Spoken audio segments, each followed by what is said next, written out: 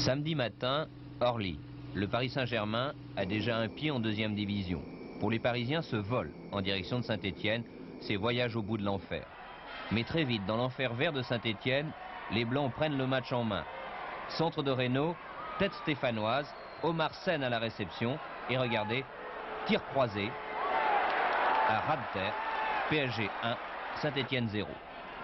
Peu après, sur ce corner stéphanois, renvoyé par la défense parisienne, course éperdue de Calderon. Calderon s'en va, s'enfuit et aperçoit Sène lancé.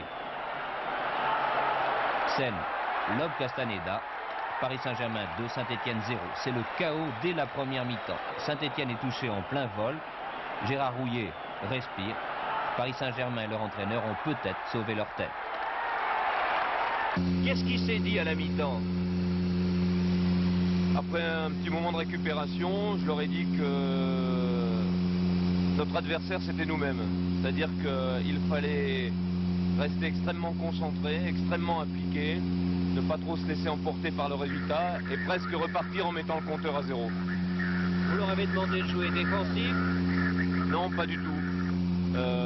J'ai simplement demandé de soigner l'aspect défensif de notre jeu. En début de seconde mi-temps, Saint-Étienne se montre tranchant. Comme ici, action des Verts, Ahon touche le ballon de la main et marque. But refusé.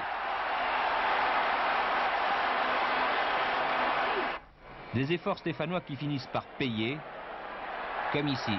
Regardez un centre de Tibeuf pour El Adaoui qui, oui, marque ici du plat du pied. 2-1.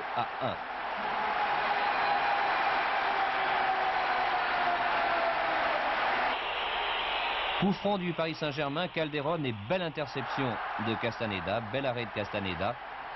Et enfin, dans les 15 dernières secondes du match, Calderon, contrôle de la tête, est retourné sur Reynaud.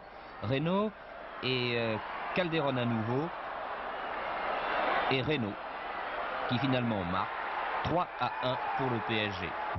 Super réveil du PSG après la déroute de mercredi en Coupe de France au Parc face à Sochaux. Ça plane. Au départ, c'était voyage au bout de l'enfer et ça se termine vraiment bien. Bah, vous voyez, on revient presque sur un nuage pour une fois et ça devient presque un petit peu comme les tapis d'Orient, le voyage de l'espérance. Voilà Didier Heureux qui, comme le Paris Saint-Germain, fait un beau voyage et comme vous l'avez vu sur ces images, eh bien, l'équipe parisienne a vraiment survolé le match.